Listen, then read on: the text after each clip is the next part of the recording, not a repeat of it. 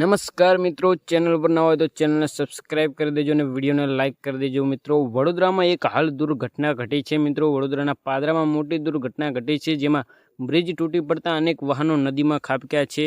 વડોદરાની એક એવો મોટા સમાચાર સામે આવી રહ્યા છે. અહીં પાદરા જંબુસર વચ્ચે આવેલા એક ગંભીર બ્રિજ તૂટી પડતા અનેક વાહનો નદીમાં ખાબક્યા છે. મિત્રો, જેમાં વડોદરા અને પાદરા વચ્ચે જે બ્રિજ આવેલો છે તેમાં એક મિત્રો એ બ્રિજ તૂટી ગયો છે અને જ્યારે એક ટ્રક બ્રિજ પરથી લટકીને હાલ જોવા મળી રહ્યો છે. ઘટના જાણ થતાં જ તંત્રમાં દોડ મચી રહી છે.